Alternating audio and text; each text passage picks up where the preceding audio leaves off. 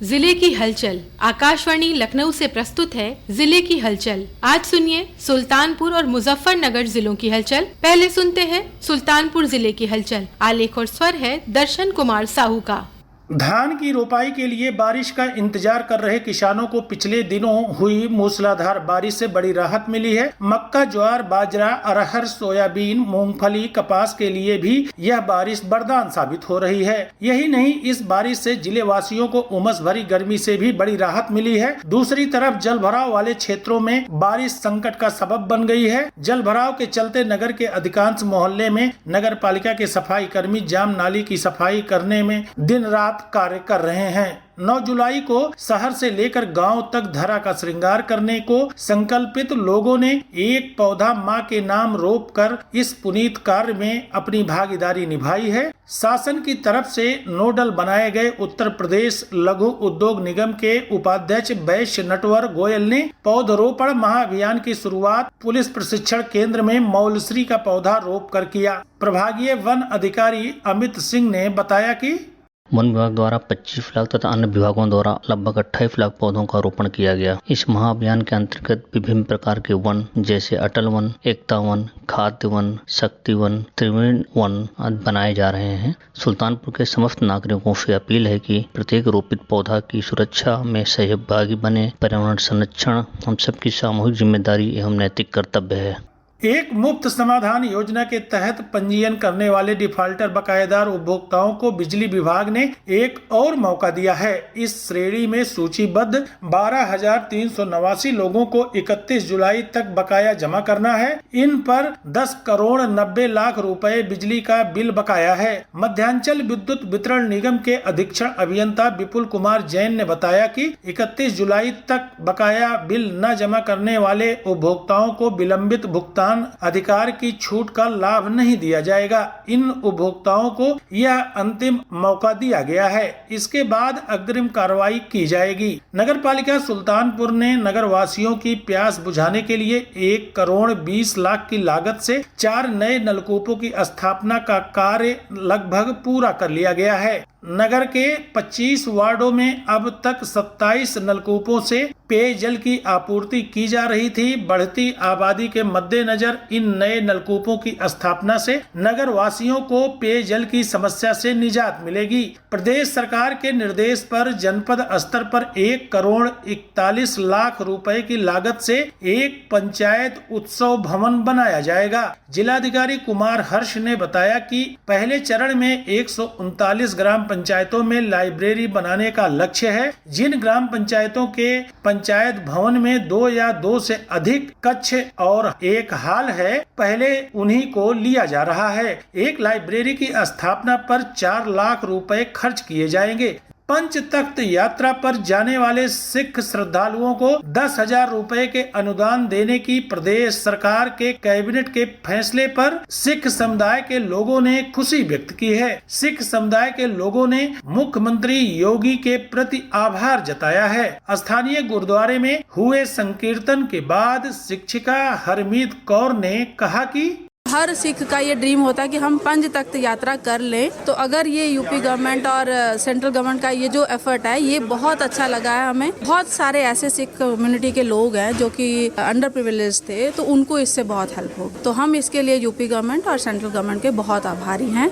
प्रतापगढ़ से अयोध्या तक 93 किलोमीटर लंबा राम वन गमन मार्ग 6 लेन का बनाया जाएगा। स्वीकृति के लिए लगभग 10,000 रुपए की डीपीआर शासन को भेजी जा चुकी है। इससे पहले इसे 4 लेन बनाने के लिए राष्ट्रीय राजमार्ग निर्माण खंड की ओर से डीपीआर शासन को प्रेषित की गई थी। शहर के पश्चिमी तरफ बनने वाला 6 लेन कूड़ेभार के पास से प्रयागराज अयोध्या राजमार्ग को क्रॉस क्रॉस कर पूरब की तरफ बनाया जाएगा। यह 6 लेन अहिमाने से मुख्य राजमार्ग से पश्चिम की ओर निकाला जाएगा। कंसल्टेंट कंपनी TASPL दिल्ली द्वारा DPR बनाकर केंद्रीय राजमार्ग मंत्रालय को भेजी जा चुकी है। राष्ट्रीय राजमार्ग निर्माण खंड लोक निर्माण विभाग की सहायक अभियंता समृद्धि शुक्ला ने बताया कि मंत्रालय से स्वीकृति मिलने के बाद इस मार्ग से अयोध्या जाने वाले दर्शनार्थियों को बड़ी राहत मिल जाएगी।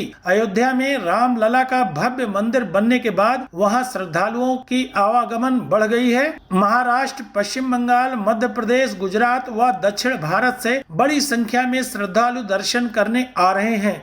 सुल्तानपुर जिले की हलचल के बाद आइए सुनते हैं मुजफ्फरनगर जिले की हलचल। आलेख और स्वर है रणवीर सिंह सैनी का।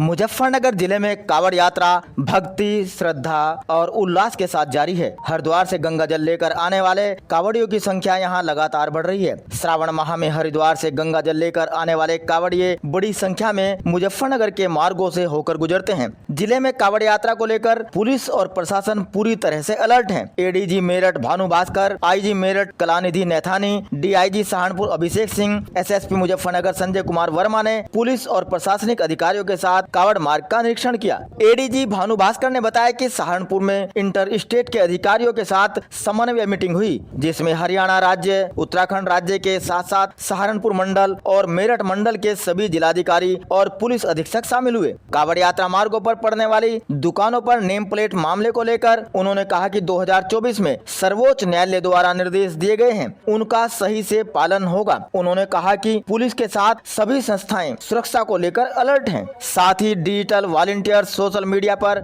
निगरानी रख रहे हैं ताकि कहीं भी कोई अफवाह न फैला सके। वरिष्ठ पुलिस अधीक्षक संजय कुमार वर्मा ने बताया कि कावड़ यात्रा को पूरी तरह से शांतिपूर्वक संपन्न करने के लिए पुलिस प्रशासन पूरे प्रयास कर रहा है। हर प्रकार की तैयारी की जा रही है। सभी चौराहों पर, रास्तों पर लाइट की व्यवस्था की गई है। इसके साथ ही CCTV कैमरे भी लगाए गए हैं। इससे पूरी कावड़ यात्रा की निगरानी रखी जा सके। सुरक्षा व्यवस्था के कड़े बंदोबस्त किए गए हैं। SSP ने कहा कि अगर कोई किसी तरह की गड़बड़ करेगा तो उस पर भी सख्त कार्रवाई की जाएगी। उन्होंने बताया कि 11 से 23 जुलाई तक कावड़ मार्ग के सभी मांसाहारी होटल बंद रहेंगे। पिछले दिनों सहारनपुर मंडल की सहायक आयुक्त खाद्य अर्चना धीमान के नेतृत्व में खाद्य सुरक्षा एवं औषधि प्रशासन मुजफ्फरनगर की टीम द्वारा कावड़ मार्ग पर स्थित ढाबे, होटल तथा रेस्टोरेंट पर सघन निरीक्षण किया गया। उनके फूड लाइसेंस तथा पंजीकरण एवं फूड सेफ्टी कनेक्ट ऐप को चस्पा कराया गया तथा उन्हें जागरूक किया गया। जिले में पिछले दिनों सुखतीर्थ के समनदास आश्रम में आयोजित कार्यक्रम में मुख्यमंत्री योगी आदित्यनाथ शामिल हुए। इस अवसर पर उन्होंने कहा कि केंद्र की मोदी सरकार और उत्तर प्रदेश सरकार संत रविदास और डॉक्टर भीमराव अंबेडकर की विचारधारा को आगे बढ़ा रही है। स्वामी भिक्षुकदास जी महाराज और स्वामी समनदास जी महाराज की पुण्य स्मृति में आयोजित कार्यक्रम में मुख्यमंत्री योगी आदित्यनाथ ने कहा कि संत रविदास ने कहा था कि कोई भी व्यक्ति भूखे पेट बिना अन्न नहीं सोना चाहिए। उन्हीं की प्रेरणा से प्रधानमंत्री नरेंद्र मोदी ने 85 करोड़ लोगों को निःशुल्क खाद्यान्न देने की योजना चलाई।